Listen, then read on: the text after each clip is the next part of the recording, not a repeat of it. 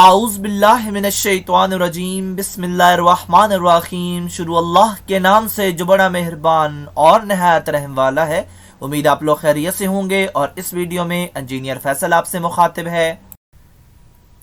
आप देख रहे हैं पाकिस्तान का सबसे बड़ा चैनल केमिकल इंजीनियरिंग एज टेक, जो कि केमिकल इंजीनियर्स और डीए केमिकल के स्टूडेंट्स के लिए तैयार किया गया है। इस चैनल में केमिकल इंजीनियरिंग के मुख्तलिफ सब्जेक्ट्स जिसमें industrial chemical process, industrial stoichiometry, chemical engineering, organic chemistry, mathematics, engineering informatic topics के अलावा इंडस्ट्रियल इंटरव्यूज़ के लिए शॉर्ट क्वेश्चन आंसर के लेक्चर्स भी शामिल हैं। आप मेरे चैनल को सब्सक्राइब करेंगे तो मेरी हर लेटेस्ट वीडियो आपको मिलती रहेगी। हमारी आज की वीडियो का टॉपिक है डीए फर्स्ट ईयर की मैथमेटिक्स, एक्सरसाइज 2.3 है, क्वेश्चन नंबर 2 है। और इन सवालों में हमने अरिथमेटिक सीरीज़ का सम मालूम करना है और उसके लिए फार्मूला भी दे दिया गया है। तो हम इस सवाल की स्टेटमेंट को भी समझेंगे और इस हिसाब से हम चलेंगे। और जो फर्स्ट लाइन है इसमें लिखा है the nth term of a series is 4n+1। इसका क्या मतलब है? इसका मतलब ये है कि हमें नंबर दे दिया गया है कि ये वाला नंबर है और उसकी ये वैल्यू है। ये आपको बात कैसे समझ आएगी, ये हम यहाँ से एक सवाल देखते हैं। और इस सवाल के मुताबिक यहाँ पे लिखा है हुज फोर्थ टर्म इज़ 5, यानी चौथी टर्म है और उसकी वैल्यू 5 है। तो हम लिखेंगे ए सब्सक्रिप्शन में 4 इज़ इक्वल टू 5।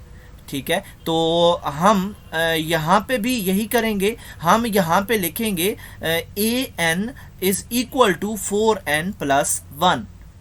और फिर हम क्या करेंगे, हमें एक सीरीज़ तो चाहिए, क्योंकि हमें एक सीरीज़ चाहिए। उसके लिए हम उसमें से डी एक्सट्रैक्ट करेंगे, फिर A1 एक्सट्रैक्ट करेंगे और फिर हम n की वैल्यू पुट करेंगे, तभी हम सम मालूम कर पाएंगे।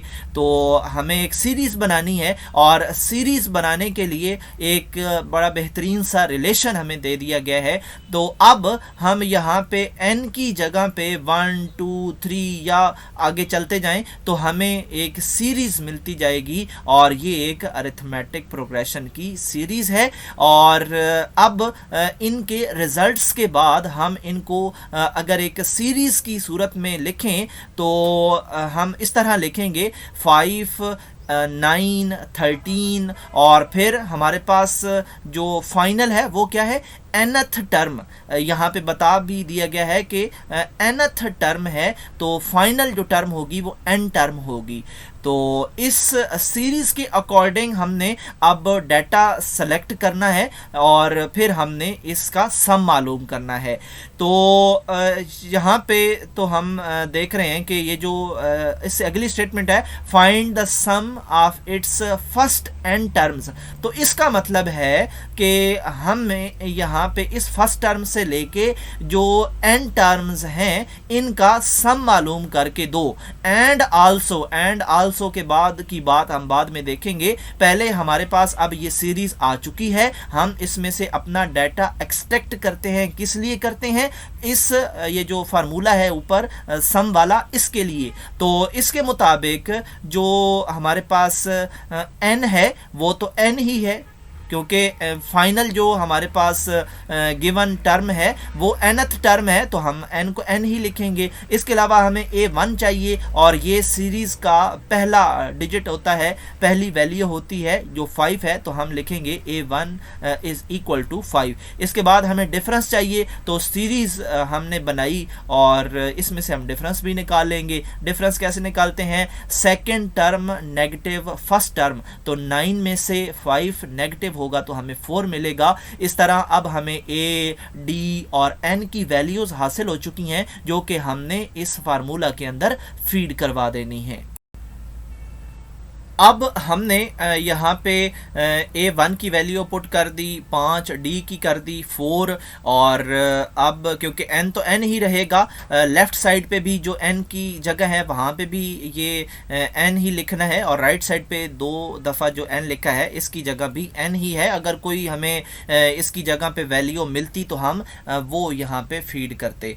तो अब हमने इसको मज़ीद सिंप्लीफाई करना है जस्ट, और 5 2 से मल्टीप्लाई होगा, 4 अंदर जाके मल्टीप्लाई होगा, और इसके नतीजे में हमें यहाँ पे 4n प्लस 6 मिलेंगे। और यहाँ पे अगर हम 2 को कॉमन ले लें तो ये 2 इस नीचे वाले 2 से कैंसिल हो जाएगा, और हमें एक सीधी सी स्टेटमेंट मिलेगी Sn is equal to n, और अंदर 2n प्लस 3।